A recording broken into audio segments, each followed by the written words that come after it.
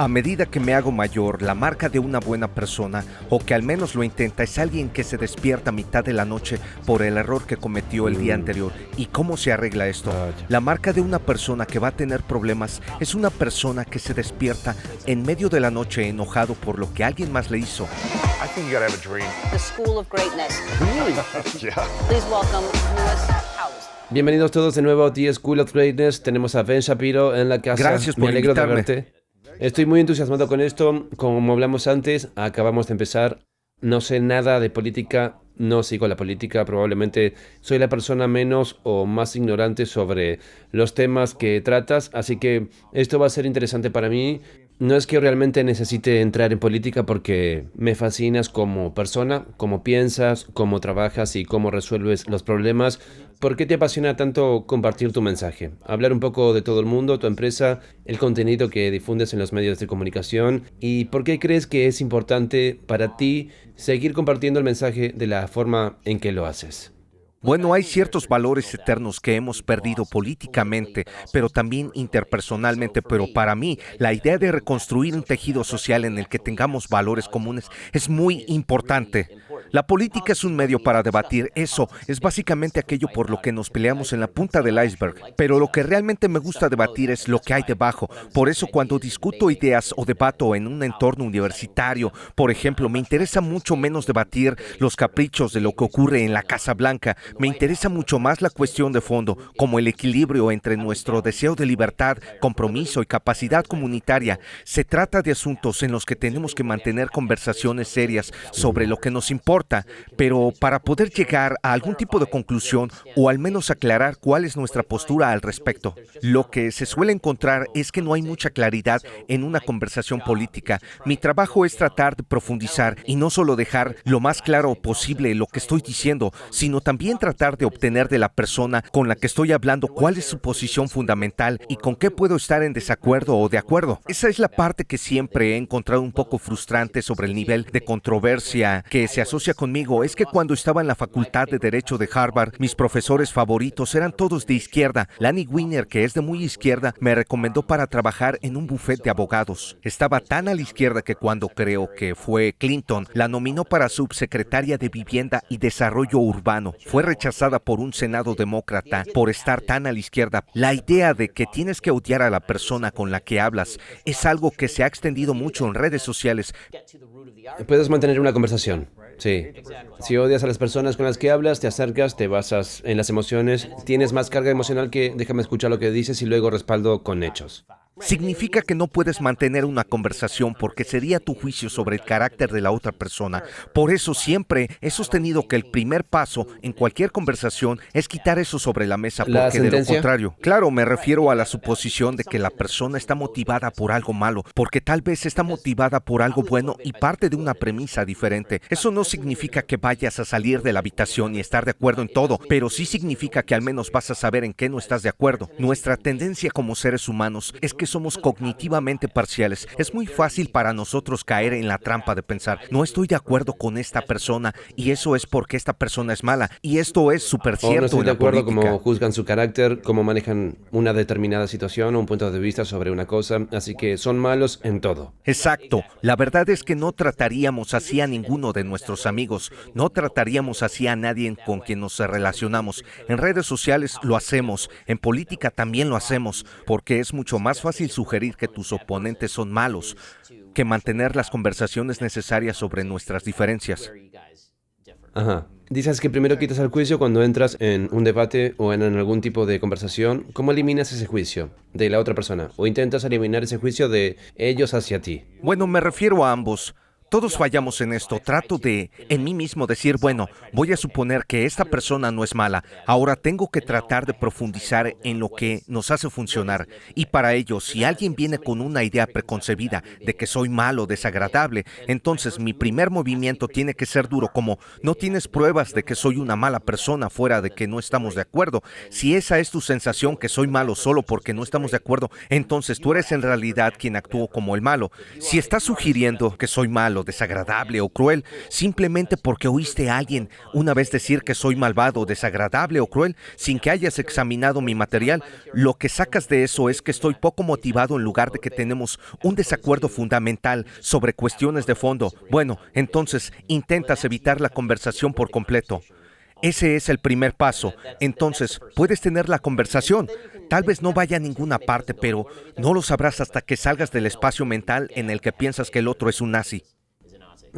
Cuando se trata de entrar en un lugar donde el ambiente está caliente, donde estás como, esta persona ha dicho en línea que no le gusto o están completamente en contra mía, o simplemente tienes un pensamiento como, esto probablemente no va a ser bueno, basado en lo que sea. ¿Qué opinas de ir a un discurso, un debate o una entrevista en la que sabes que puede haber expresiones cargadas de emoción? ¿Cómo te preparas mentalmente para ello? En primer lugar, trato el debate como un juego. Miro la cinta del juego. Vaya. Antes de que... Eres como un atleta de élite. Cuando se trata de Sí. estas cosas, Sí. sí, cuando se trata de debatir con alguien, me siento allí y observo cuáles son sus tácticas, Vaya. cuáles son sus trucos, cuáles son sus hechos Vaya. favoritos. Quizás tenga razón y yo no lo haya tenido en cuenta, entonces tengo que ajustar mi punto de vista para dar cabida a ese punto. Pero en realidad hay que estudiar estas cosas. La mayoría de la gente va al debate y solo piensa, bueno, voy a salir de aquí, voy a decir lo que quiero. En realidad, tienes que tener una táctica. Por ejemplo, el debate más famoso en el que participé fue el de Piers Morgan. Eso fue el impulso inicial de la línea superior en 2013. Entonces, se hablaba mucho del control de armas. Hizo esto muy intelectualmente deshonesto, donde tenía un montón de gente que no estaba de acuerdo con él sobre el control de armas. Luego decía, si no estás de acuerdo conmigo, es porque no te importan estos pobres niños masacrados. Eso para mí era exactamente de lo que estamos hablando. Estás atacando mi carácter, no mis argumentos. Ahora podemos estar en desacuerdo sobre el control de armas. ¿Qué es efectivo y qué no lo es? Creemos que ciertas soluciones funcionan y otras no. ¿Cuáles son los derechos frente a los riesgos? Podemos hacer esto, es una conversación. Lo que no podemos hacer es sentarnos y lo primero que digan, no estás de acuerdo conmigo porque eres malvado. Eso no es así.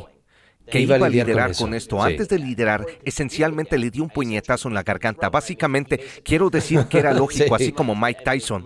Todo el Claro. mundo tiene un plan de juego hasta que le dan en la boca. Quiero decir, empezó diciendo, me has llamado matón.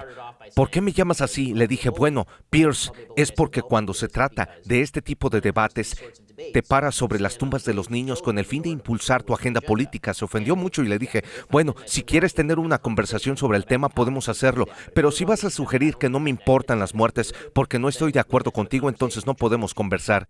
Está siendo un imbécil.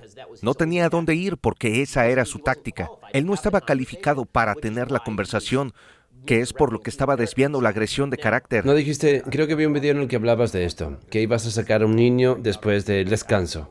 Sí, así es. Él había Ajá, traído a bien. un niño que había sido lisiado, herido en una situación violenta. Su plan era girar y que yo dijera, bien, expón todos tus argumentos a este chico que ha sido herido. Desde mi punto de vista, eso es algo deshonesto, porque el contenido del argumento no cambia en función de con quién estás hablando. Eso es una apelación emocional, no es un argumento.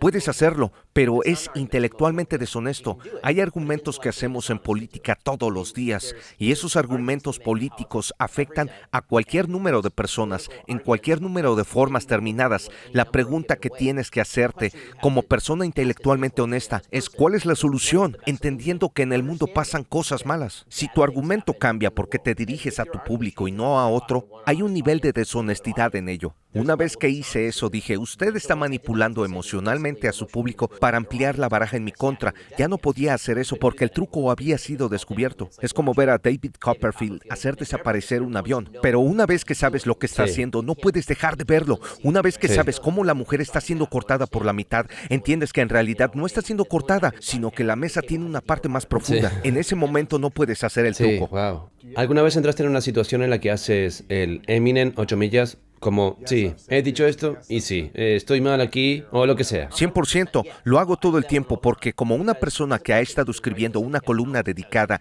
desde los 7 años, seguro ha dicho cosas que realmente son tontas y me arrepiento. Tengo una columna completa que publiqué en internet titulada Aquí hay una lista gigante de todas las tonterías que he dicho. Algunas de esas cosas las dije hace 1 o 2 años. Como seres humanos es nuestro trabajo crecer y cambiar. No solo eso, evaluar en qué nos hemos equivocado. Una de las cosas desagradables de nuestro entorno político actual es que la gente cometió un error hace 10 años y no lo repararon. Nunca han proporcionado ninguna prueba de que se reafirmaron en eso. Ahora estamos volviendo 10 años atrás y desenterramos cosas y arruinamos sus carreras. El ejemplo más obvio recientemente fue Kevin Hart. Cuando vuelves atrás y encuentras un tweet que escribió en 2010 y no puedes borrar lo que hizo ahora, porque dijo algo en el 2010, tuiteó algo anti-gay y creo que fue algo que surgió, que no le gustaría que su hijo de 5 años de esa edad sea gay. La gente se le fue encima por eso. Bueno, ahora no puede presentar los Oscar. En primer lugar, no hay pruebas de que haya hecho algo anti-gay. En segundo lugar, si vamos a hacer esto, tenemos que evaluar si la cuestión te debería prohibir ser el anfitrión de los Óscares. Si prefieres que tu hijo de 5 años sea heterosexual u homosexual, lo cual creo que es una conversación interesante, pero independientemente de todo eso, han pasado 8 años y estás buscando en el historial de un tipo porque has visto que va a presentar los Oscar. Vi esto con el ganador del trofeo Heisman. Un día que estás cavando a través de sus tweets y se encuentran algunos en los que llamó a uno de sus amigos gay cuando tenía 14 años y ahora se ve obligado a disculparse. Si hubiera cometido un asesinato a los 14, habría sido borrado de su registro al cumplir 18 años. Lo habría hecho como menor de edad, pero tuiteó algo a los 14 y ahora vamos a volver atrás y arruinarlo todo. Si como sociedad no tenemos la compasión de decir que la gente comete errores, va a ser muy difícil avanzar. ¿Tu objetivo es arruinar a los demás o tu objetivo es hacer avanzar la conversación? Por eso, si alguien me llama la atención sobre algo y siento que he hecho algo mal, estoy más feliz de arrepentirme. Como persona religiosa me arrepiento 3 veces al día ante Dios. Escribo cuando digo, tengo una columna de 3,000 palabras sobre ello. No recuerdo todo lo que he hablado. Cuando la gente me alerta de cosas que he dicho que son tontas, entonces vuelvo atrás y las actualizo. Es una lista constante. ¿Cuál es el momento en el que desearías haberte retractado de algo que dijiste? ¿Has pensado, sabes qué? Esta ha sido una de las cosas más tontas que he dicho o con la que he interactuado? Quizás no debería haber ido tan Este lejos. tipo de cosas pasan todo el tiempo. En primer lugar, porque yo estaba escribiendo cuando tenía 17 años. Hay varias columnas que están en medio de cocinar, estúpido y Sí, ridículo. lo que diría un chico de 18 años. Exacto, entonces he dicho, eso fue tonto, no debería haber hecho eso. He rechazado activamente mi propia escritura en ese sentido. En términos de relaciones interpersonales, hace unas semanas, por ejemplo, di un discurso en una universidad. No voy a mencionar la universidad por razones obvias. Fue delante de un par de miles de personas. Una persona transgénero me preguntó sobre mi posición sobre el transgenerismo, que es que los hombres son hombres, las mujeres son mujeres y no pueden convertirse. Muy controvertido, pero es lo que pienso al respecto. En cualquier caso, estamos discutiendo y esta persona muy simpática me está presionando mucho con el tema. Estamos yendo y viniendo y en este punto esta persona trae a colación sus historias personales. Es un hombre genético que es una mujer transgénero y cuando hablo sobre mi regla cuando uso pronombres es que cuando estoy hablando públicamente sobre el tema por el género tiene una base biológica y que él y ella son descripciones de condiciones biológicas, no de los estados mentales subjetivos. Cuando hablo públicamente sobre este tema, utilizo los pronombres biológicos como siempre los he utilizado, al igual que la mayoría de personas a lo largo de la historia de la humanidad. En cualquier caso, Así que una mujer transexual decías, diré él por una mujer transexual, pero incluso si depende, preguntan, ¿usamos ella? depende del escenario. Entonces, Sí, claro, depende de si es público o no. si es personal, 1 a 1, Si es uno contra Entiendo. uno, seguro. Claro, sería mala educación no Sí. hacerlo, pero si lo debatimos en un contexto de ¿debería usar pronombres transgénero o ser forzado por la sociedad a usarlos? Entonces la respuesta es no. Lo he hecho en televisión. Me han abordado físicamente por Bien, hacerlo. acabo de verlo, sí. Exactamente. Mi posición es que las relaciones interpersonales, y de hecho, hice una entrevista con Blair White, una mujer transgénero. Blair y yo salimos a cenar. Yo llamaría a Blair ella. Si hay una tercera persona en la mesa, ¿por qué ser un imbécil? Pero no es lo mismo cuando se habla de, como sociedad, cuál debería ser nuestro estándar para él. Y son términos subjetivos o realmente significa algo. En cualquier caso, esta conversación continúa y la mujer transexual empieza a contar su historia. Y dije, realmente no quiero hacer cosas de historias personales porque no hay manera de evitar que ¿Estás esto se emocionalmente convierta en cargado? ofensivo. y emocionalmente cargada. Esta persona insistía en contar su historia personal. En cierto momento, esta persona transgénero dijo algo y yo dije algo. La persona se ofendió mucho, empezó a llorar y salió de la sala. Me arrepentí de cómo había ido todo el intercambio. En ese caso, lo que hice fue conocer a los organizadores del evento, que resulta que conocían a esta persona. Llamé a esta persona, le pregunté si quería que esto se eliminara de la versión de cinta, porque yo no quería que esto saliera, la avergonzara y se convirtiera en un Ben Shapiro destruye o es algo desagradable. Lo cortamos de la cinta, desayuné con la persona al día siguiente para asegurarme de que estaba bien. Cierto, cuando las cosas no salen como deberían, quiero asegurarme de que salga bien. Esto es lo que cualquier persona buena debería intentar hacer. Bueno, eso es poderoso. Así que tenías 1-1 con esta persona y se sentían bien. Estuvo bien.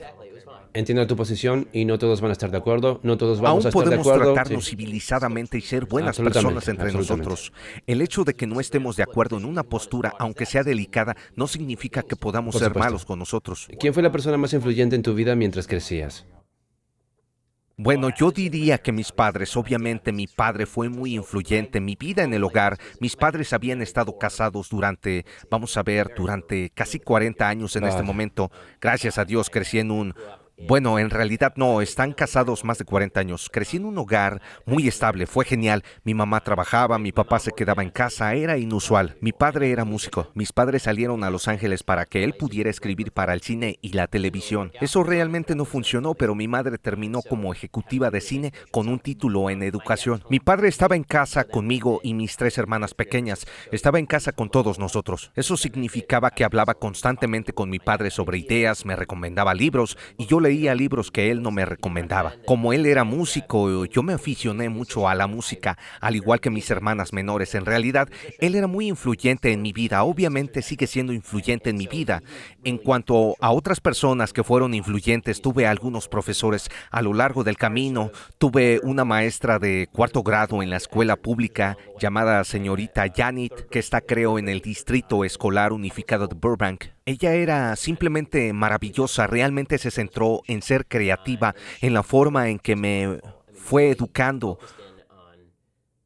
porque me había saltado algunos grados, me salté 3º y salté 9º. Cuando pasé a su grado, ella fue realmente genial al respecto. También entendió que podía ser exigente conmigo. La pregunta que la gente me hace, ¿cuál es la cosa que más recuerdas que alguien te ha dicho? Lo más memorable es que yo estaba en 4º grado, pero me había saltado a 3º. Probablemente tenía 7 u 8 años. Me dijo, no dejes que el potencial esté escrito en tu lápida. Eso es algo muy profundo para un niño de esa edad. Pero ella era así y era genial. La directora del colegio, Caroline B., también era estupenda. En el instituto tuve un profesor llamado Anthony Miller, que era muy buen escritor y había estudiado en el Trinity College de Dublín. Era muy creativo escribiendo y eso influyó en mi forma de escribir.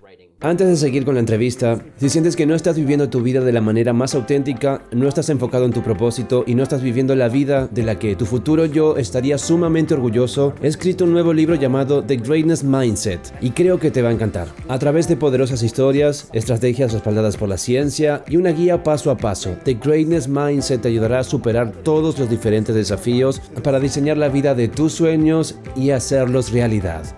Asegúrate de hacer clic en el enlace de abajo de la descripción para obtener tu copia hoy. Volvamos a este video. Ya que tu padre te acompañaba mucho durante los días, ¿cuál fue la mayor lección que te dio?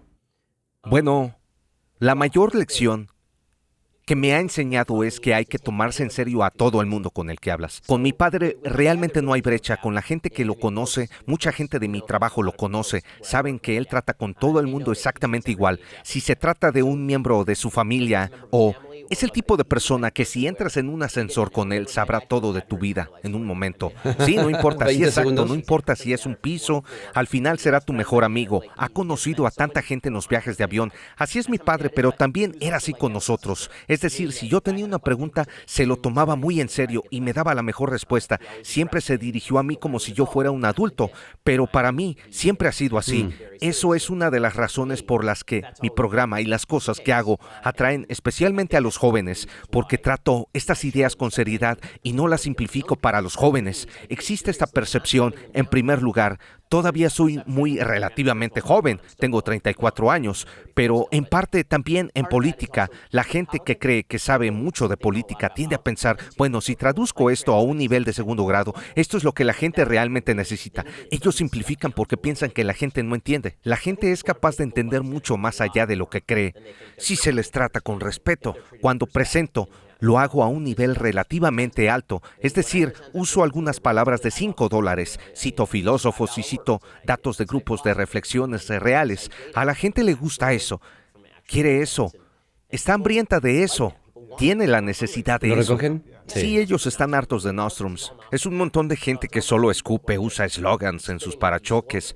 Todos sabemos instintivamente que es atractivo de la misma manera que cualquier eslogan publicitario, pero todos sabemos instintivamente que es mentira. En el fondo, cuando alguien dice que puede solucionar todos tus problemas, no es más que basura. Es también otro de los mensajes que mis padres me inculcaron, que es, si tienes un problema, el orden correcto es que primero mires dentro y veas si puedes resolverlo tú mismo. Aceptando eso, mis padres no eran el tipo de persona que, si tenías un problema en la escuela, culpaban al profesor. Su primera pregunta era, ¿lo has hecho tú? Bien, bien. ¿Y cómo puedes cambiarlo? ¿Cómo puedes responder de forma diferente? Esto es lo que más me molesta de la gente con la que trato en la familia, los amigos, la sociedad.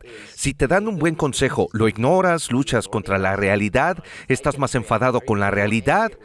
Si es así, estás condenado a llevar una vida bastante miserable, porque la realidad no cambia. Eso no significa que haya determinadas circunstancias que no podamos cambiar, pero si quedas de bruces con ciertas realidades básicas, como que algunas personas son más inteligentes y otras no, que unas ganan más y otras no, y vives en una sociedad libre, te quedas de bruces con la realidad.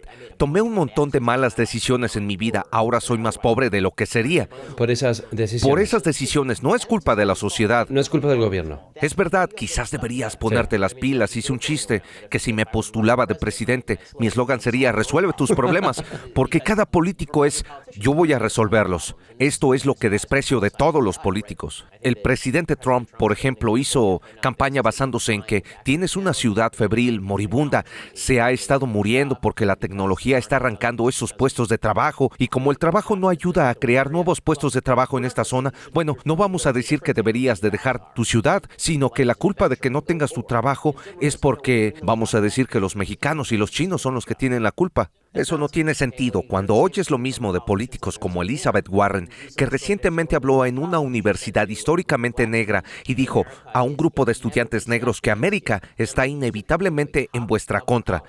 Yo pienso, esas son personas que van a una universidad de alto nivel que se especializarán en cosas útiles y seguirán trabajando después. No, es decir, puedo citar un ejemplo específico de alguien que me ha discriminado. Aquí hay una ley específica que me perjudica. Si te centras en las soluciones, entonces deberías preguntarte, ¿cuál es el problema? ¿Cuál es la solución? Pero nosotros como país y en general como seres humanos estamos orientados a centrarnos en los problemas, lo que significa que algo malo sucede y pensamos, bueno, ¿cómo podemos culpar de este problema a alguien que no soy yo? En lugar de, bueno, ¿cómo podemos resolverlo? ¿Apropiarse?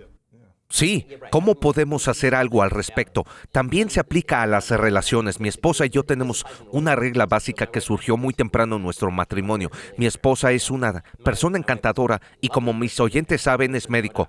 Ella hace algo que muchas mujeres hacen. Ella querrá hablar conmigo sobre un problema. Como hombre, mi primer instinto es, bien, esto es lo que debemos hacer. Y se enfada. Arreglémoslo. No Sí. dice que quiere que se resuelva el problema, quiere hablar conmigo del problema, porque la hace sentir mejor. ¿Por qué no puedes escucharme? Entonces le dije, está bien, necesito saber de antemano en la conversación, ¿esta es una conversación para resolver el Bien. problema o para que te escuche? Sí. Dime, ¿entiendo? Es una regla en nuestra casa. Cuando empezamos a tratar un problema, le digo, y ella no se ofende. Le digo, ¿quieres que te dé una solución o solo quieres que te escuche? Y muy a menudo ella dirá, solo quiero que me escuches.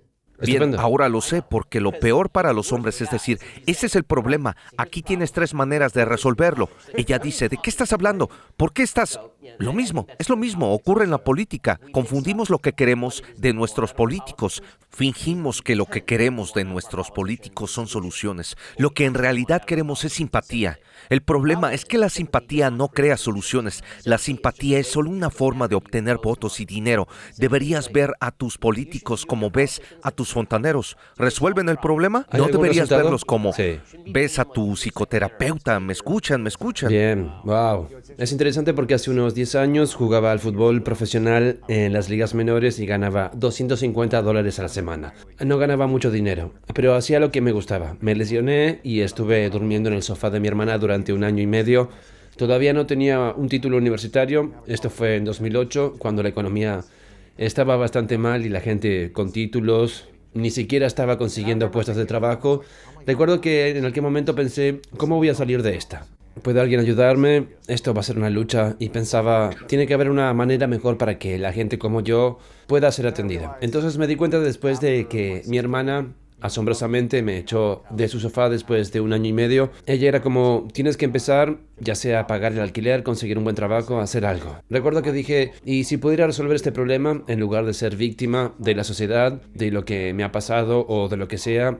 ¿Y si pudiera resolver este problema y ser dueño absoluto de cada decisión que he tomado hasta aquí? Y creo que una de las razones por las que no sigo la política, ni veo las noticias, ni hago nada de eso, es porque intento involucrar a la gente. Lo que has comentado en este programa, que es algo así como cómo superamos nuestros propios retos sin echar la culpa a otro, sin esperar que otros nos salven, nos rescaten o se nos dé un salario mínimo más alto o lo que sea. Pero ¿cómo podemos desarrollar habilidades con la sociedad en la que estamos? ¿Cómo podemos desarrollar nuevas habilidades, ser más valioso para la sociedad, para poder ganar más? ¿Cómo podemos cuidar mejor nuestra salud para no estar enfermos y necesitar medicinas o alguien que las complemente a través de lo que sea, alguna ayuda financiera, a través de la medicina? ¿Cómo podemos cuidar mejor nuestras vidas y mejorar nuestra calidad de vida? Creo que cuando podemos centrarnos más en cómo mejorar la calidad de nuestras vidas, las cosas políticas realmente no importan tanto. Eso es correcto.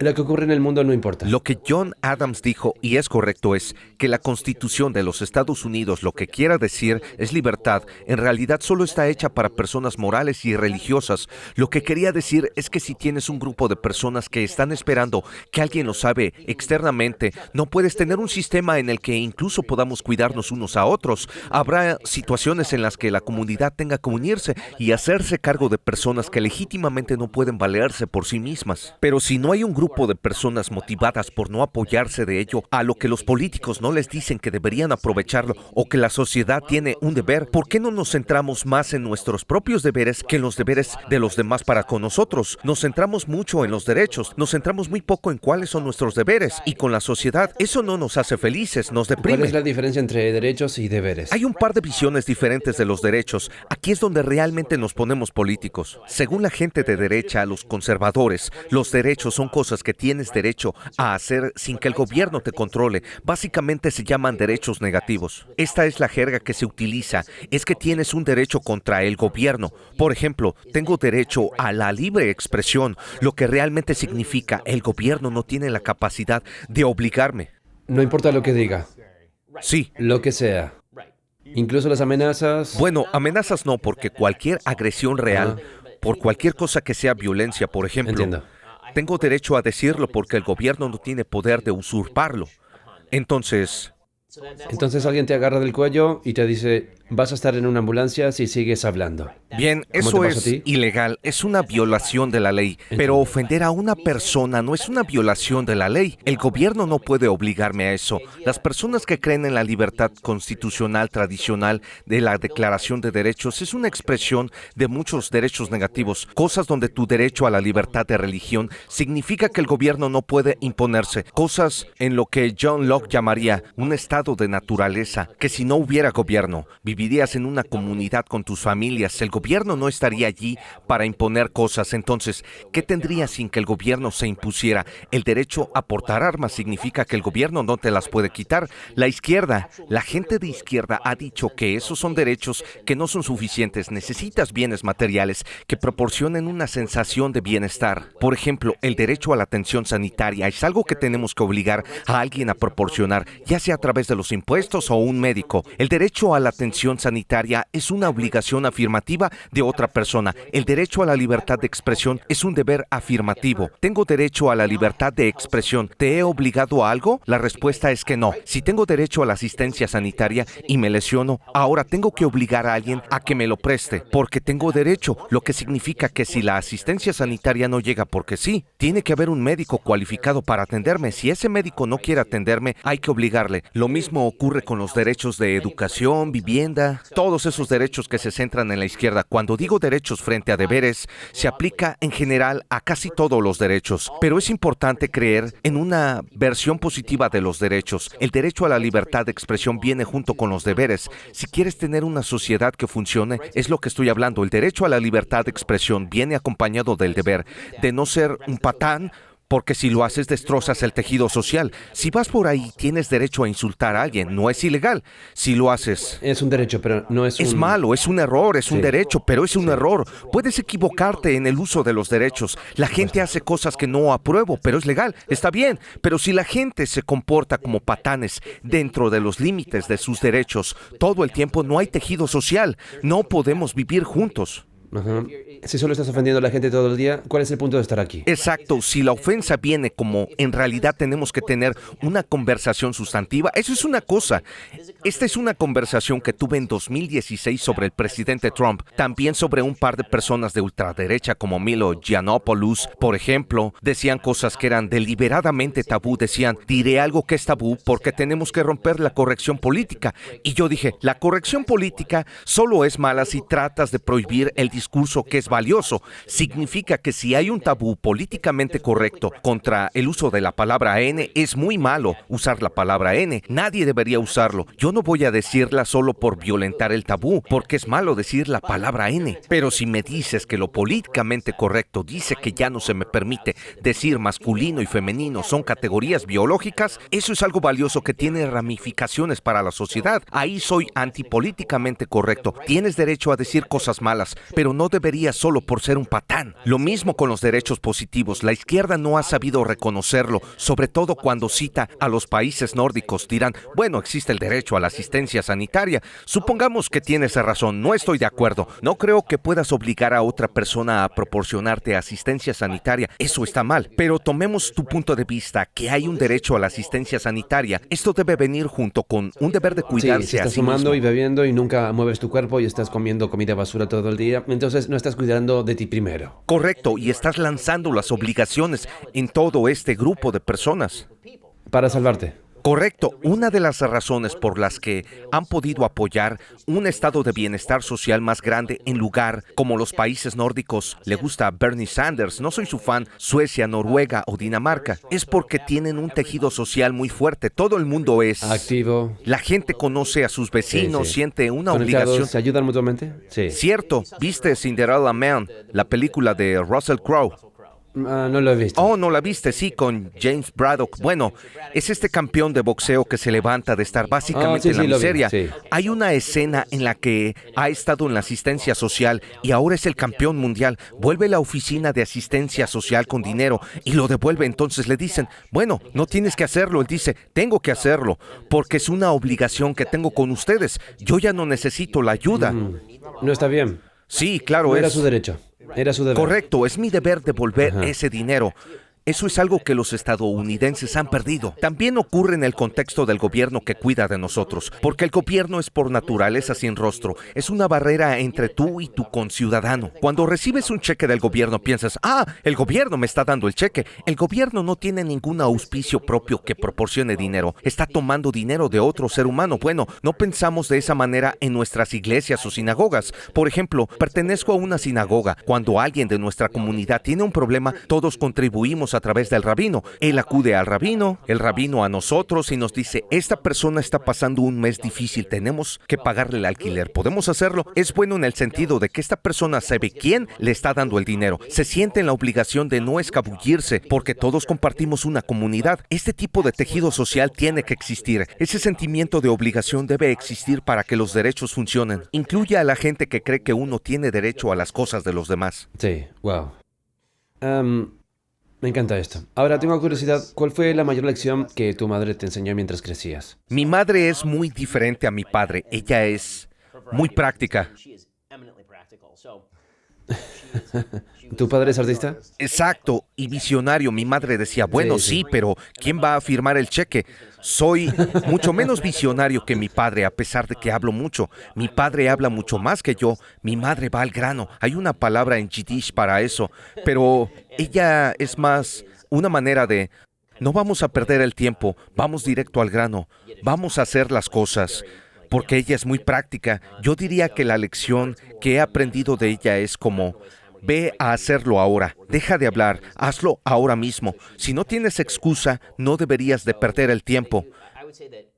Mi padre me enseñó muchas lecciones de vida sobre moralidad y decencia. Mi madre era mucho más de, tienes que pasar a la acción, tienes que moverte, no pierdas el tiempo, haz un plan. He tenido gente deprimida en mi familia y lo sé. Tengo amigos que han estado deprimidos. Para mí, cuando no estás hablando de depresión clínica, donde necesitas atención real, pero si dices que estás triste, lo primero que debes hacer es un plan. Literalmente, conseguir un pedazo de papel. Hacerlo, tomar acción. Un lápiz y escribir objetivos, luego pasos Sí. concretos. Correcto. Y Paso a cuando no paso. estás... Esta es la manera de Jordan Peterson. Exacto, no es la manera de Jordan o la mía, es la manera de todos. Bien, Las exactamente. personas exitosas hacen listas de las cosas que quieren hacer. Si realmente quieres tener éxito, empieza con las cosas pequeñas. Te da una sensación de impulso y luego puedes abordar las grandes. Un gran error de la gente es, mi objetivo es ser presidente. Hay una lista de 100 cosas que voy a hacer. Saca primero la basura. Hacer tu cama. Correcto, como dice Jordan. Creo que es la clave. Por eso las rutinas y los hábitos son un tema tan candente ahora mismo. Es como cuando tienes una rutina en la que haces algo cada día, coges impulso, empiezas a sentirte mejor, te sientes menos deprimido. Si no tenemos algo a lo que apuntar, entonces estamos sin rumbo. Nos sentimos como si deambuláramos en la tierra de nadie. Lo peor que viene a nosotros en lugar de crear lo mejor para nosotros mismos. Esto tiene profundas raíces filosóficas. Mi libro saldrá en marzo. Habla de por qué ha aumentado el suicidio y la depresión. Mi tesis es lo que estamos viviendo. Hablé al principio sobre los valores eternos que sustentan nuestra civilización libre y próspera. Estamos viviendo en los humos de esos valores, habiendo socavado mucho de Quizás puedas ellos. nombrar alguno de los valores fundamentales de los que hablas. Hay 4 cosas que los seres humanos necesitan para ser felices. Necesitas un propósito individual. Estás solo en una isla desierta. ¿Qué haces? ¿Qué te da sentido? Necesitas sentir que tienes capacidad de hacer algo, que tienes un mundo donde tienes libre albedrío, donde tu razón es capaz de entender las cosas, puedes pensar las cosas y tomar buenas decisiones por ti mismo. Tienes que creer que el universo es predecible como para que las cosas no cambien mágicamente a tu alrededor, te perjudiquen y te victimicen. Luego necesitas el mismo nivel comunitario, sentir que juntos tenemos algo que hacer como americanos, estar juntos.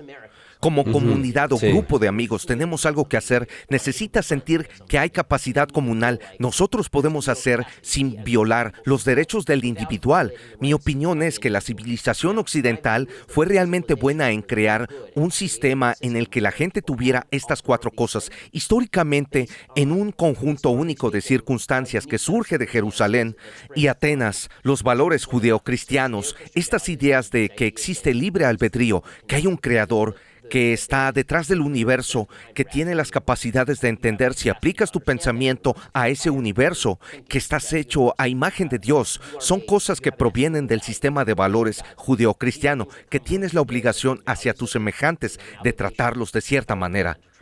Por otro lado tenemos a Atenas, que es la idea de que la razón y la lógica pueden permitirnos profundizar en el universo y comprender realmente el mundo, aplicar esa razón incluso a las reglas bíblicas, donde puedes decir, bien, han surgido nuevas pruebas, eso significa que tal vez nos equivocamos en nuestra interpretación original de esa regla de una manera que se ajusta a la evidencia. Así el ejemplo más obvio es, si eres creyente, hay un montón de gente que son creacionistas. Yo no soy creacionista, soy creacionista en el sentido de que Dios está detrás de la creación del universo, pero hay gente que cree literalmente que Dios creó el universo en 6 días. Yo no creo eso. La evidencia muestra que ese no es el caso, lo que significa que Dios estaba dando un documento. Como persona religiosa, Dios está dando un documento a los seres humanos en un lenguaje que podemos entender, pero eso no significa necesariamente Así que no es la palabra literal, es la interpretación. Cierto, la interpretación siempre se dio por sentada, porque como seres humanos eso es lo que hacemos. Si Dios me dice algo, yo también estoy interpretando. Dios lo sabe porque es omnisciente. La interacción básica, la tensión entre la fe y la razón es lo que creó Occidente, porque sin ciertas suposiciones básicas no podrías sentir realmente que tienes capacidad para operar en el mundo. Y hemos arrancado el sistema de valores judeocristianos. Hemos dicho, no necesitas ir a la iglesia. La Biblia no vale nada. No solo eso, es opresiva, es represiva, establece todas estas normas. Tú tienes la capacidad de crear tu propio significado. La gente es pésima para hacer su propio significado, pero tienes la capacidad de crear tu propio significado, tu propio mundo, con conjunto de valores. Bueno, el problema es que el mismo conjunto de valores que creó el conjunto de moral y significado también dice que estás hecho a imagen de Dios, que tienes el valor inestimable como ser humano, que te separa de los animales, que no solo eres una serie de sinapsis disparándose, adaptándose evolutivamente.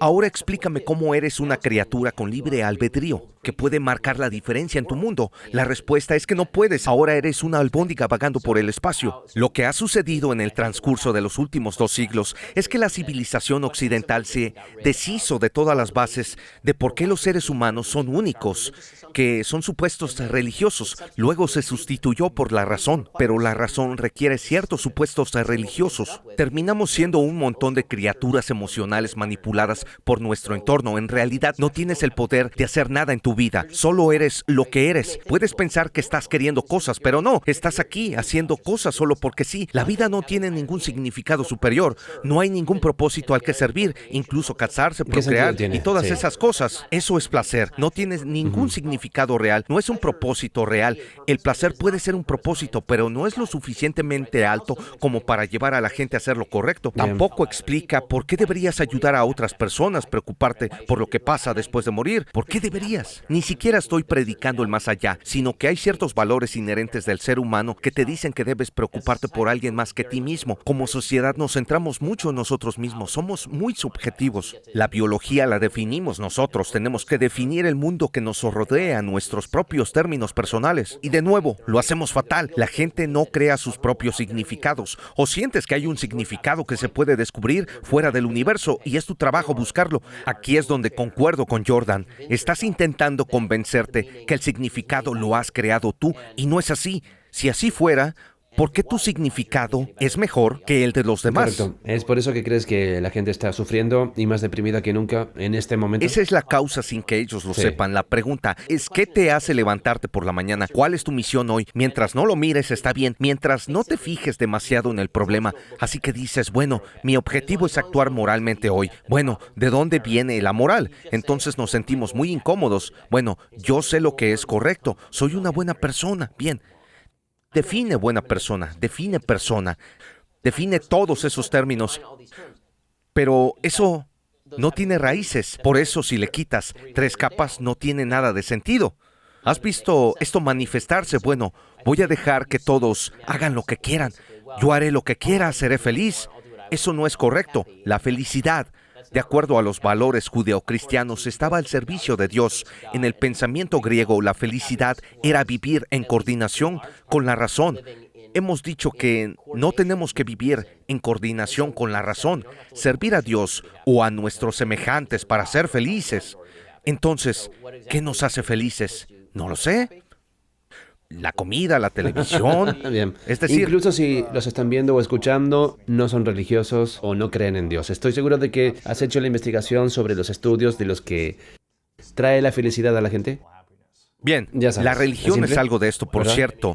Está profundamente ligado. O un sistema de creencias básico, una creencia en algo Bueno, más grande que uno mismo. La gente es religiosa, aunque no quiera serlo. Si no lo eres, vas a ser religioso por algo. La pregunta es, ¿sobre qué vas a ser religioso? Y cuando digo gente, me refiero a los comunistas. Eran los más religiosos del planeta. Ellos creían religiosamente en un ideal de una nueva utopía que iba a ser creada y si tenemos que asesinar a unos millones de personas para hacerlo, lo haremos. La gente necesita una visión de lo que se supone que debe ser la vida, construir el sentido. El número de personas que son honestas para decir, bueno, ¿sabes qué? Al diablo.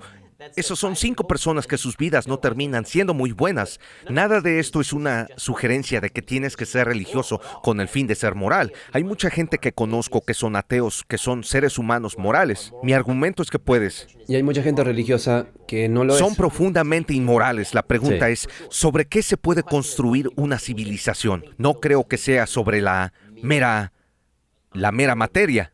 No se puede decir que el mundo está hecho de cosas y luego No hay le un pasan propósito cosas mayor, a esas solo cosas. estamos aquí para existir. De alguna manera terminamos en un sistema que refleja los valores judeocristianos construidos a lo largo de 3000 años. Es una pregunta que le hice a Sam Harris. Somos amigos, hicimos un podcast. Le dije, Sam, tú y yo tenemos el 95% de los mismos valores, pero tú eres ateo y yo soy religioso. ¿Por qué es eso? ¿De dónde vienen tus valores? Y él dijo, bueno, he estudiado filosofías y religiones diferentes. Luego llegué a este sistema moral que tiene sentido para mí y le dije, bien, eso explica por qué crees que es cierto, pero ¿por qué hay tanta coincidencia? ¿No es más plausible que el solapamiento exista porque tú y yo crecimos a 16 kilómetros el uno del otro después de 3.500 años de historia común que se desarrolló hasta el punto que tiene ciertos puntos en común? Pero lo que estamos viendo es que incluso los puntos en común más básicos están siendo arrancados. Esto tiene connotaciones políticas. Una de las frases más devastadoras que he oído la dijo Obama. Nosotros en Estados Unidos no tenemos por qué tener la misma definición de libertad. Podemos necesitarla para encontrar la libertad a nuestra manera. Y pensé, bueno, entonces no se puede tener una sociedad, porque si no podemos ponernos de acuerdo sobre lo que es libertad, no sé cómo podemos decir que tenemos una sociedad libre juntos. Tu definición de libertad va a entrar en conflicto con la mía, o de lo que constituye la libertad. ¿Define alguna de estas cosas? Sí.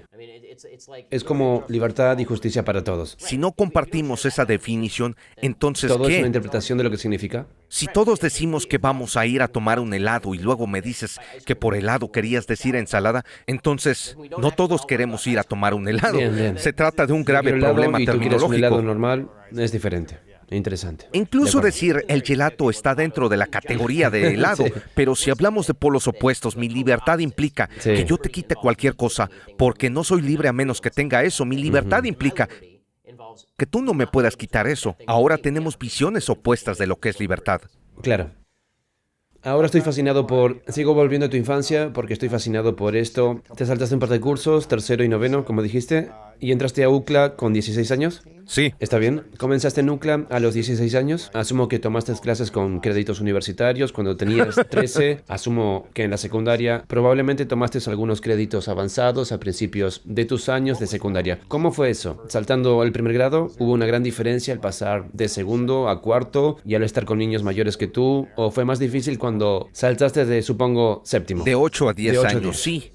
Cuando eres niño es más difícil. Porque estás en la escuela media hasta tu segundo año en la escuela Sí, secundaria, cuando ¿verdad? salté el primer grado yo era un poco más joven que los demás. Lo mismo en el segundo grado. No di el estirón hasta el último año de secundaria. Pasé la mayor parte de mis años de instituto Ah, ya. midiendo 1,70, pesando 105 kilos. Vaya. Eso marcó un poco la diferencia. Además, como yo había ido a un colegio judío privado en la secundaria, muchos de los grupitos ya se habían formado. Mi familia no se volvió totalmente religiosa en cuanto a ser ortodoxos hasta que yo tenía unos 11 años. Muchos de esos niños habían estado en eso toda su vida. Yo fui a una escuela judía a tiempo completo. Un par de años antes, en la secundaria, era un extraño Una y escuela me había pequeña, saltado un eran curso. cientos de alumnos Así que fue difícil. en todo el instituto. Sí, ¿verdad? un par de cientos de estudiantes. Hay Ajá. una escuela de niños Sí. y otra de niñas. Las mantenían separadas, lo típico en las escuelas diurnas judías ortodoxas. Había unos 200 alumnos en la escuela de varones y 200 en la de niñas. Era pequeña, vivíamos en el valle y la escuela estaba en la ciudad. Casi todos los alumnos eran de la ciudad. Yo no conocía a nadie. También era un poco sabelotodo. Es decir, era uno de los chicos más listos de la clase, incluso después de haber faltado. Y eso no es propicio para llevar una vida social. Eso fue algo difícil para mí. Claro, claro. La secundaria fue dura. ¿Cuál fue el mayor reto para ti? ¿Fue que no dejabas de hablar o sentías que podías compartir tu voz porque la gente se burlaba de ti? Ya sabes cómo son los niños. Si no formas parte del grupo, no formas parte de ningún grupo. Incluso en este religioso, amoroso, No importa, no experiencia importa. comunitaria. La gente sigue siendo gente. La religión se basa en la suposición de que la gente sigue siendo gente. Hay mucha gente religiosa que se trata con saña. Es especialmente cuando se trata de adolescentes, que en general son seres humanos Intentando encajar horribles. y entender la Sí, vida. eres la peor versión de ti. Aparte de cuando tienes 2 años, lo sé, porque tengo un Bien. hijo de esa edad. Eres una persona Más de egoísta. 18, Hasta sí. que eres adulto experimentas la responsabilidad. Cuando tienes 14, mamá y papá se hacen cargo de todo. Entonces no tienes que preocuparte. Y tu colada, y tu comida, y tu cama. Cuando vas a una escuela de clase alta te dan un coche. Bien. Quiero decir, ¿Que no tenías que pagar? claro, eso no engendra un comportamiento particularmente bueno, engendra una mentalidad de grupo. Hay una mentalidad de rebaño entre la gente en general, pero es muy fuerte en los adolescentes. Así que pasaste 2 años en la escuela secundaria entonces, esencialmente. 3 para ¿verdad? mí. 3 años, Sí, sophomore, 10, 11, junior, 12. te tengo. ¿Te sientes como si fueras el forastero todo el tiempo? Sí. ¿Qué te decía o hacía la gente? Sí, yo era el forastero todo el tiempo, yo era golpeado. En una oportunidad, en una escapada de fin de semana, los chicos legítimamente me sujetaron en una cama y me golpearon con cinturones. De ninguna manera. Luego que ellos terminaron, alguien trajo un par de esposas, arrastraron el marco de la cama fuera de la cabina y me esposaron al marco delante de toda la escuela. Así De que ninguna sí, manera. sí, buenos tiempos. ¿Los chicos y las chicas? Bueno, esto es solo para chicos, pero Aún así, es horrible. Pero ¿te imaginas si fueran chicos y chicas? si las chicas hubieran estado allí sería peor, pero yo Esposas. también era un fracaso con las chicas. Así te golpean con cinturones, te inmovilizan y luego te esposan a una cama que había afuera. Eso fue la mañana siguiente. La Vaya. secundaria no fue nada divertida para mí, en absoluto. ¿Era tu primer año? ¿El segundo año? Eso creo que fue en segundo o tercer año. No me Vaya. acuerdo. ¿Ha mejorado? ¿Empeoró? Se puso mejor. No era así todos los días. Ese fue el punto más bajo. Ese fue el punto más bajo. Fue desagradable. De nuevo, no creo que todos los niños allí eran así. Creo que Es duro porque te metes en esta mentalidad del grupo cuando es como si todo el mundo se uniera contra una causa. sí. Y en la escuela la causa siempre es alguien, algún niño. Sí, exactamente. Así estuve durante un tiempo y estaba emocionado por salir de la escuela. Disfruté el aspecto del aprendizaje. Cuando llegué a la universidad estaba muy feliz, sobre todo porque vivía en casa. Eso significaba que no estaba con los otros estudiantes a tiempo completo. Pasaba mucho tiempo viajando, pero iba a clase. ¿Y marcharnos? Aprendía cosas, luego escribía ensayos, a leer, volvía a la escuela. Era genial. Me llevaba bien con la gente de la universidad porque a nadie le importaba mi edad. Sí, solo le importa que seas inteligente, amable o lo que sea en tu Sí, clase. me encantaba la universidad. Pensaba que la universidad era genial. Cuando fui a la facultad de Derecho, también me encantó. La secundaria fue lo peor. Pero la cuestión era la mentalidad. ¿Qué hacer al respecto? Y la respuesta, ¿Cómo lo superaste durante la secundaria? solo bajé la cabeza y empujé, nunca me callé. No era como si me hubiera sumido en el silencio o fuera un osco. Era como, así es como va a ser. Recibes algunos golpes, pero sigues adelante. Eso me lo habían inculcado de más joven. Porque incluso cuando iba a la secundaria solía llevar una kipá y era una escuela pública. También había algunos problemas allí. ¿Eras el único que llevaba kippah? Oh, sí. ¿De verdad? Era la escuela Walter Reed. No había muchos judíos ortodoxos. Era también un marginado social, pero aprendes a tener una piel gruesa. Le dices a esa gente, púdranse, o te sometes a ellos. ¿Tenías algún amigo íntimo en la escuela secundaria en quien pudieras confiar o con quien hablar? No. ¿Cero? ¿Ni un niño? No. ¿Ningún chico de tu edad en el que No. pudieras decir, oye, vamos a hablar en la comida o vamos a intentar sentarnos Tenía juntos? gente con la que me relacionaba, pero verdad? ningún amigo íntimo. ¿Te invitaron a fiestas de cumpleaños de niños en la escuela? ¿Fuiste a De pasar vez el en rato? cuando, pero no, ese no era... ¿Chicos de la iglesia? ¿Algo así? No, pasé la mayor parte de mi infancia hablando con adultos. Quiero decir, la mayoría de las personas con las que tenía conversaciones tenían 45. Eso significaba, número uno, que el nivel era mayor en las conversaciones, pero no, nunca he sido una persona de amigos. Soy una persona muy familiar. Mi mejor amigo es mi socio. Pero aparte de eso, las personas más cercanas a mí son mis padres, que viven a 2 kilómetros de mí. Mi mujer y mis hijos. con los que paso el 95% de mi tiempo libre despierto, realmente lo disfruto. La gente está hecha de una manera u otra, pero hay personas que son más sociables y les gusta salir con sus amigos y pasar tiempo con ellos. Yo soy el tipo de imbécil que irá a una fiesta con los de derecho y que llevará un libro, pero si la gente era aburrida, yo iba a perder 2 horas allí sentado escuchando sus pláticas. Es un buen momento para leer ahora. Exacto, un montón de buena lectura en esas fiestas. Vaya. Así que, sí. Así que una vez que te llamó y te dijo, oye, ¿quieres quedar? Voy a llegar a X de inmediato. A menos que mi Solo familia estoy- esté fuera de la ciudad, sí. Sí, Es la realidad. sí, claro. Cada interacción tiene que sopesar con la oportunidad perdida. Es... Claro. Eres como tu madre, muy práctico. Exacto. Hay un cierto coste económico que se pierde en cada Sí. poco de tiempo que pasas. Por eso rechazo la invitación a Claro. cenar. Es muy difícil de conseguir que yo salga a cenar, incluso con gente importante. Tienes que argumentar por qué debería pasar el tiempo contigo en lugar de pasarlo con mis hijos, a los que amo. ¿Tus Que me hijos? gustan mucho Sí. más que tú. Es que mis hijos son geniales, mi esposa es genial, son fantásticos. Así que sí. Vaya. ¿Sientes entonces que te han robado la infancia? En cierto sentido, supongo, si la infancia se supone que es divertida, entonces sí. Pero fue un uso alternativo de tiempo para mí. Pasé mucho tiempo leyendo, escribiendo e involucrándome en cosas en las que quería participar.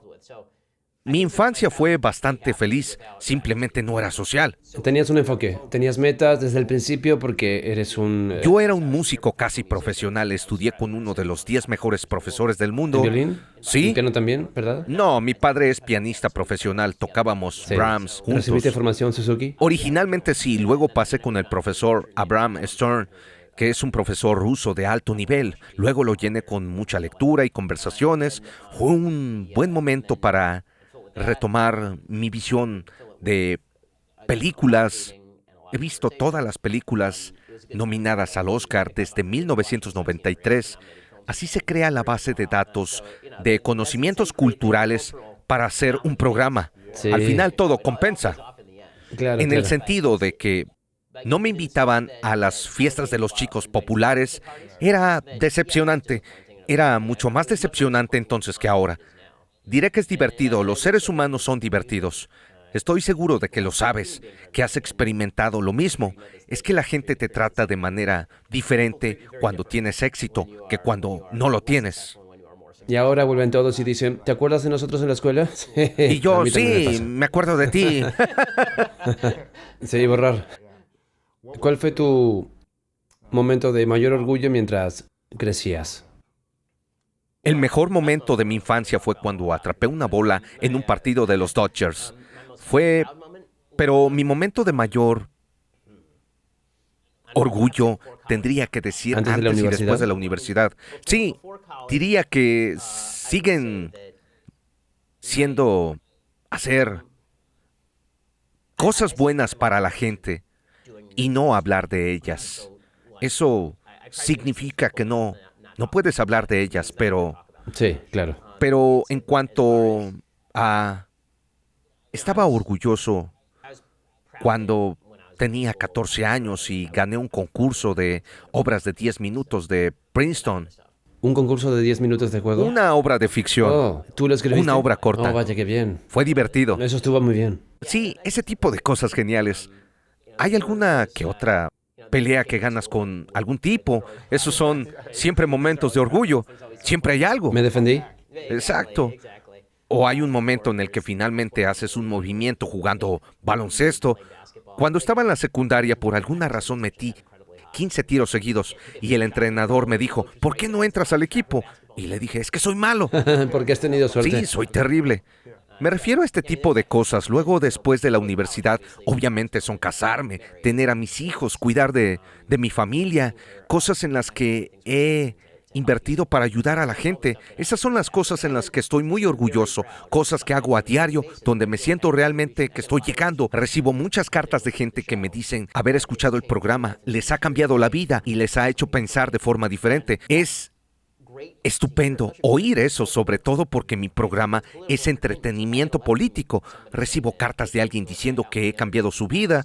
El otro día recibí una llamada de un tipo que decía que su novia estaba embarazada y que él no pensaba casarse. Ella estaba pensando en abortar y yo soy muy provida, así que había escuchado el programa. Ella fue y dijo, escucha, deberíamos tener al bebé. Creo que él y yo somos muy pro matrimonio. Y le dije, ¿deberías? Y él dijo, deberíamos tener el bebé y deberíamos casarnos.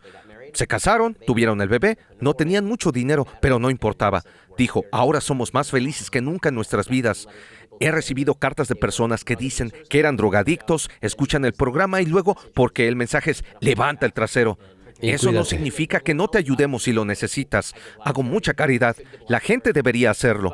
Pero el primer paso para la mañana tienes que darlo tú levantándote de la cama. Recibo muchas cartas de gente que ha sido adicta, que ha ido a programas de 12 pasos porque sienten la necesidad de cambiar y Vaya, avanzar. eso es genial. Eso es de lo que estoy realmente orgulloso. Todo lo demás es accesorio.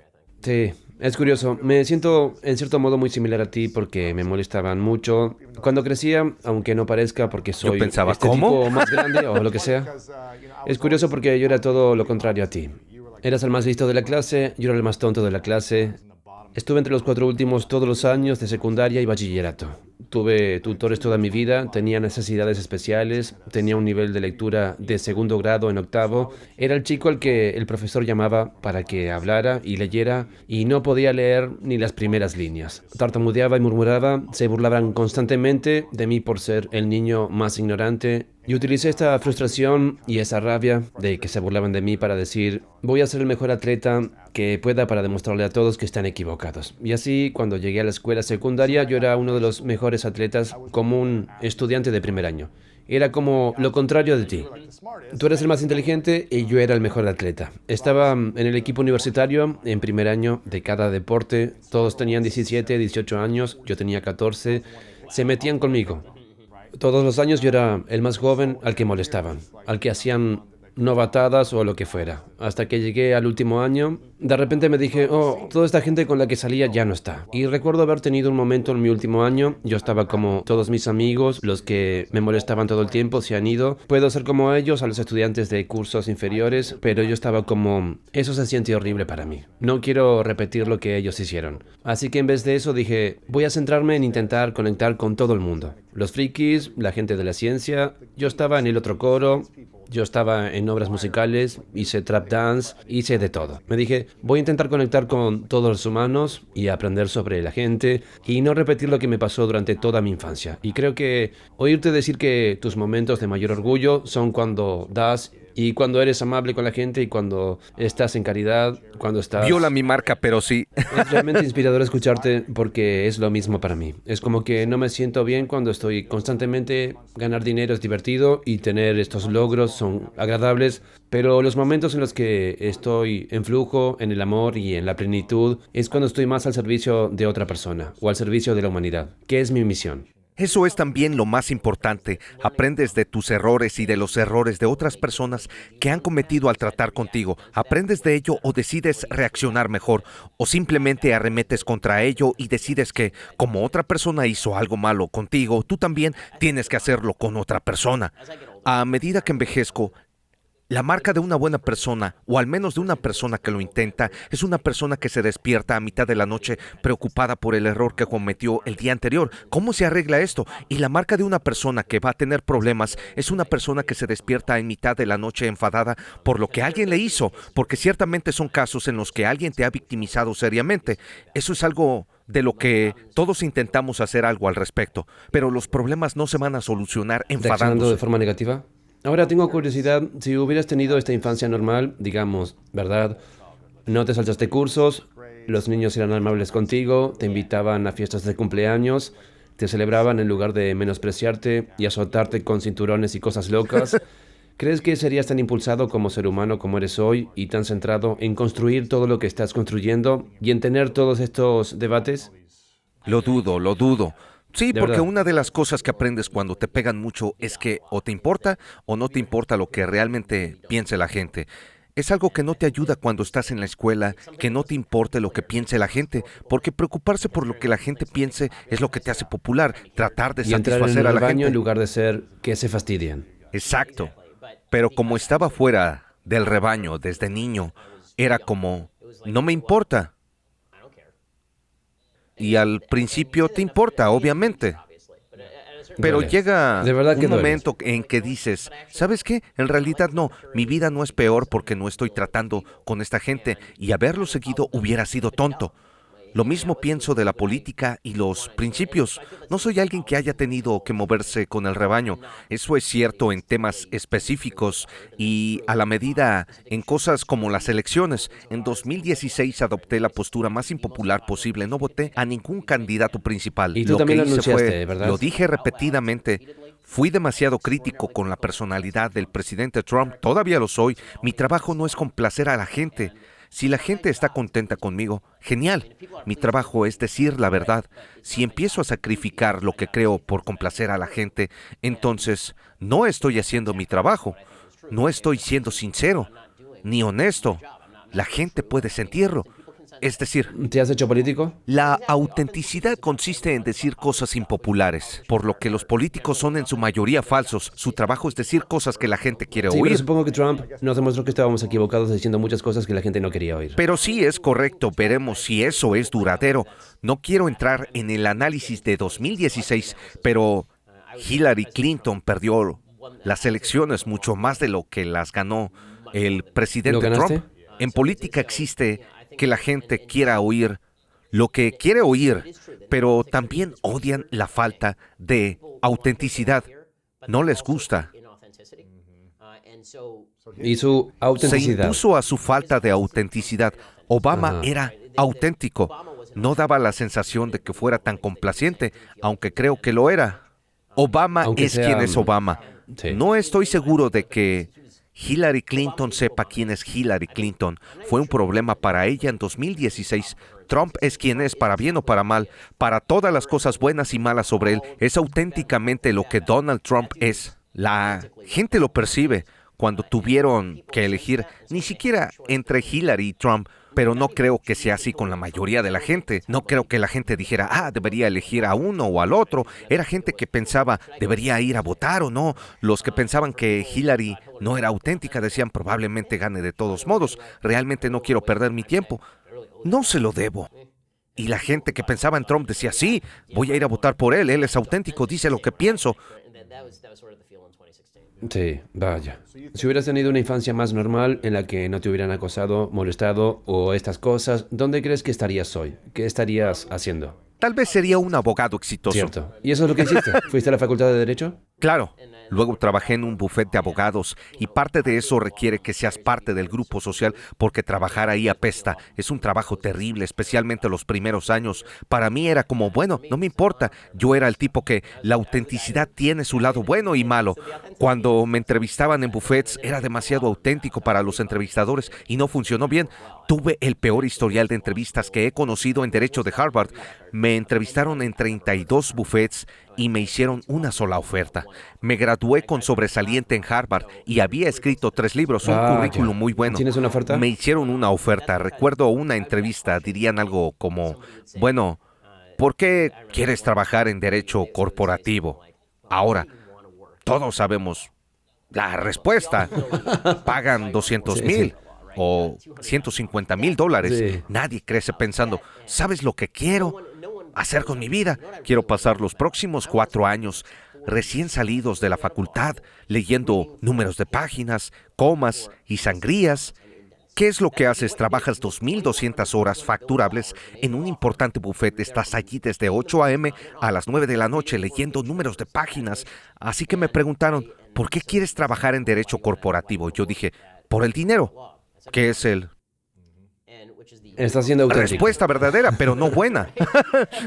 Porque quiero ayudar a las personas que son acusadas injustamente. Ni siquiera es lo que se hace en un buffet de abogados. Bien, bien. Ni siquiera puedes decir, quiero ser Atticus Finch. En su lugar es como, ¿qué quieres hacer? La respuesta que quieren es, porque quiero la simulación intelectual, me encanta el sistema judicial y realmente disfruto leyendo jurisprudencia Querías y todo dinero, eso. Yo sí. digo, no, dame dinero. Por eso estás aquí, ¿no? Ganas $2 millones al año como socio. ¿Vas a estar haciendo eso por $100,000? Eso para mí siempre fue un problema cuando estaba tratando de trabajo. El dinero era en realidad. Tal vez esto se debe a que crecí en clase media, no pobre ni rico. La primera casa donde viví hasta los 11 años era como de 102 metros cuadrados en Burbank, con un baño para 6 personas. 6 de ustedes, sí. Compartía dormitorio con mis hermanas. No era tan pobre. Estábamos bien, pero no ricos. Sí. Por eso nunca tuve miedo de vivir así. También porque crecí con una educación sólida, porque había tomado decisiones decentes. Realmente no tenía miedo de eso. Es el mayor privilegio que puedes tener en la vida, haber nacido aquí, tener 2 padres en casa. Esos son los mayores privilegios. Yo tenía ambos. Tenía ambas cosas. No tenía miedo de no ganar mucho dinero o algo así. Nunca tuve que verme obligado a decir, tengo que aceptar un trabajo solo por el dinero. Trabajé en un buffet durante 10 meses. Esto no es información privada, porque para todos los grandes buffets, a partir de 2007, cuando me uní, el salario inicial es alrededor de $180,000 al año. Es un buen primer sueldo. Un gran primer sueldo, es enorme. mucho dinero. Un gran segundo salario, 180,000 al año, es mucho Es dinero. mucho dinero. Trabajé allí durante 10 meses y lo odiaba, lo despreciaba. Después de 10 meses y con una hipoteca, porque acababa de comprar un condominio con mi esposa. ¿Aquí en Los Ángeles? ¿O eso Sí, fue- aquí. Entré y renuncié. Tomé un trabajo más adelante en Talk Radio Network, que era un sindicador de Michael Savage y Laura Ingraham, por menos de un tercio de la paga. Y así fue, porque no me sentía realizado. Recuerdo que fui con ella, era entonces mi prometida. Volví hacia ella y le dije, odio tanto esto, me siento miserable. Perdí peso, no estaba Vaya, comiendo. Ya eres un flacucho. Dije, me siento miserable. Estaba abajo de mi peso normal. Había bajado a 62 kilos. De ninguna manera. Volví a mi esposa y yo soy miserable.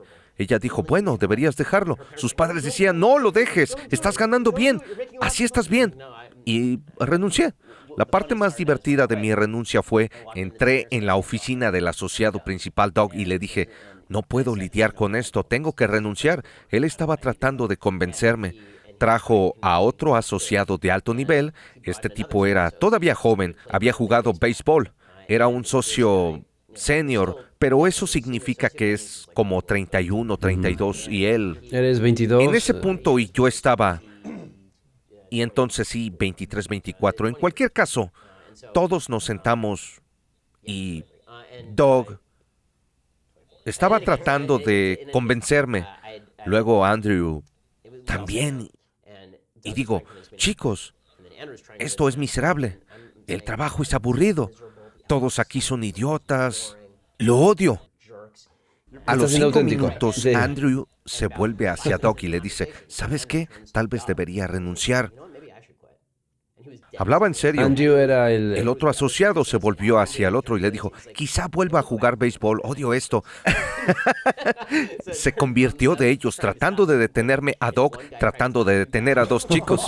¿Renunció? Supongo que fui convincente, no renunció. Él también tenía una hipoteca, pero el remate de la historia, entré en la oficina del jefe, el tipo que dirigía la sucursal, y le dije, renuncio. Me dijo, nunca volverás a ganar tanto dinero. Lo estás echando a perder. Le dije, bueno, entonces nunca lo volveré a ganar.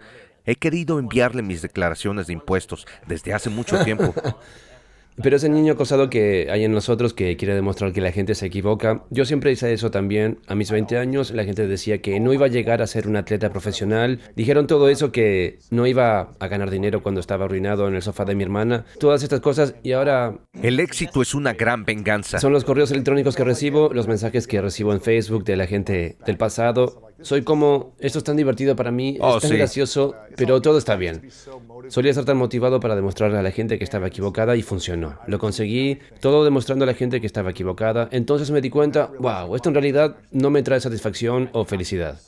No fue hasta que llegué a los 30 cuando empecé a cambiar y decir, ¿sabes qué? Voy a empezar a levantar a la gente, a servir a la gente. No voy a centrarme en los 5 mentores de la escuela secundaria o en la persona que hizo esto y lo otro. Y voy a acercarme en el ahora y en el aquí. No, eso es correcto. ¿Has visto Volver al Futuro 3? ¿Recuerdas Sí. el tren en el que lanzan incendiarios al tren y cambia el color de humo cuando sale, pero da un impulso a una velocidad más alta? Sí, La sí. ira puede ser ese impulso, pero no puede ser la base para hacer funcionar el tren. Te da exactamente. ese subidón temporal, es como tener que hacer algo, pero lo que realmente te hace ir a hacer el trabajo a un nivel cada vez mayor es el propósito real y el significado. Exactamente. Solo me quedan unos minutos contigo, así que tengo algunas preguntas. ¿Cuál es, ya que acabas de mencionar propósito y significado, cuál es tu propósito y misión de cara al futuro?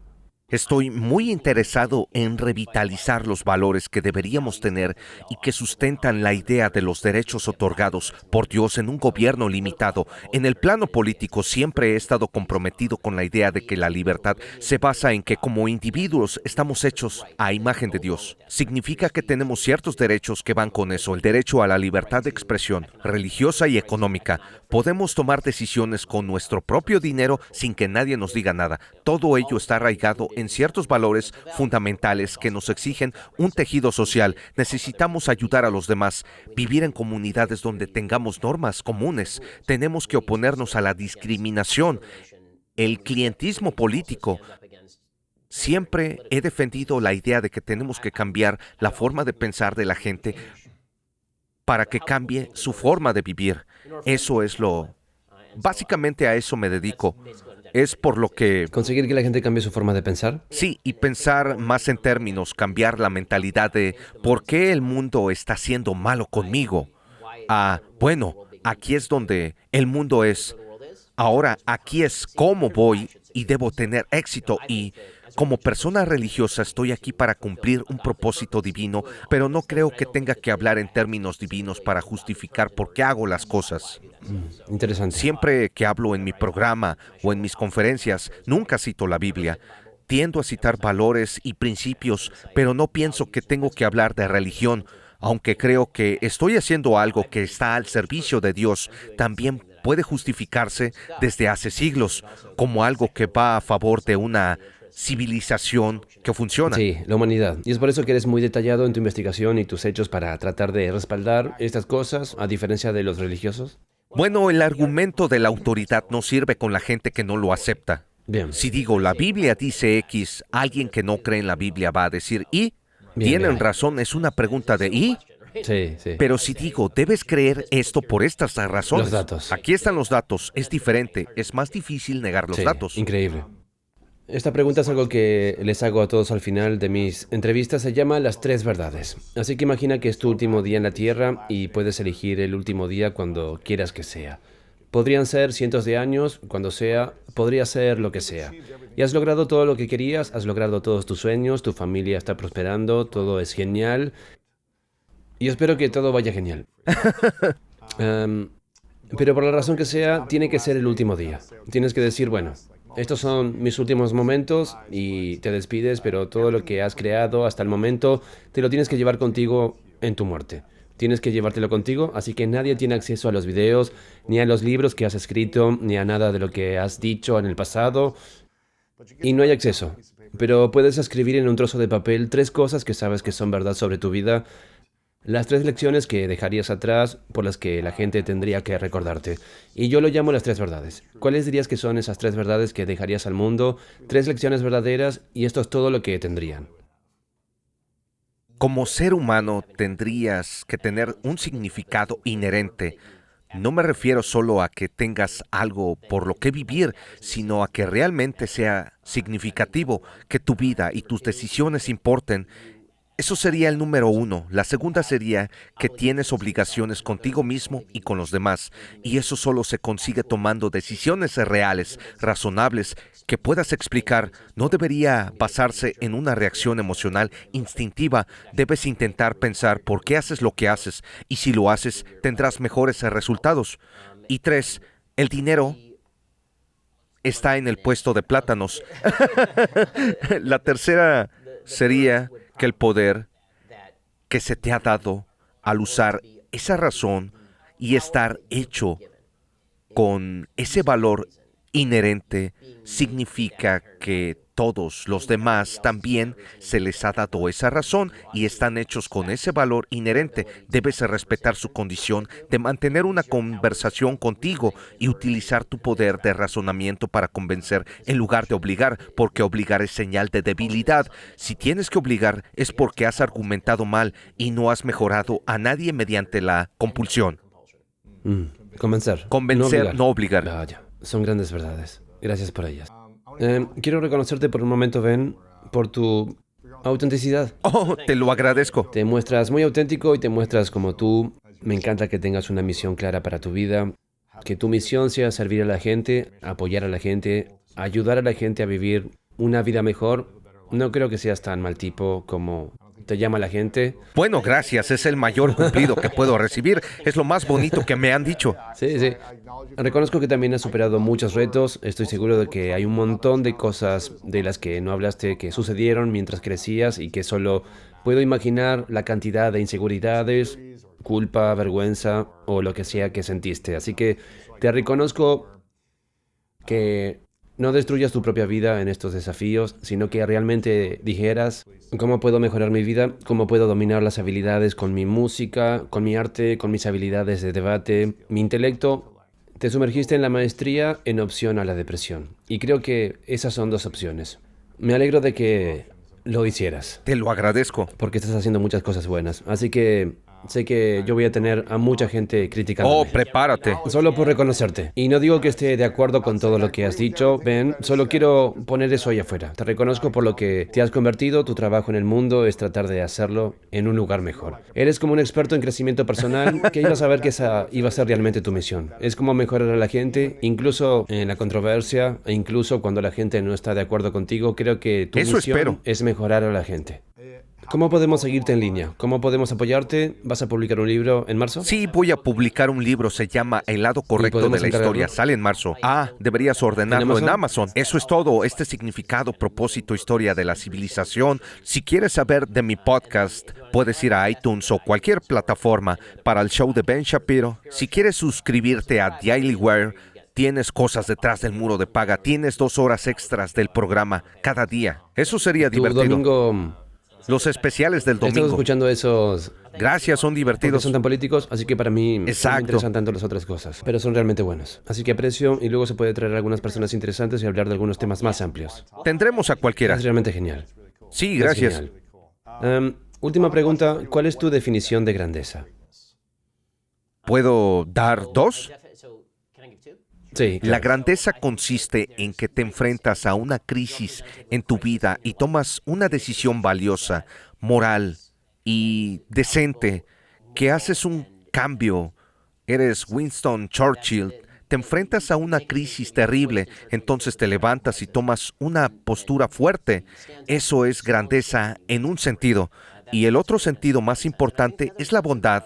Dije esto sobre George Bush padre. No creo que fuera un gran presidente, ni siquiera estoy seguro de que fuera un buen presidente, pero era un buen hombre. Y es mucho más difícil ser una buena persona que una gran persona. Ser una gran persona requiere que te pongas de pie en una crisis y que se te imponga.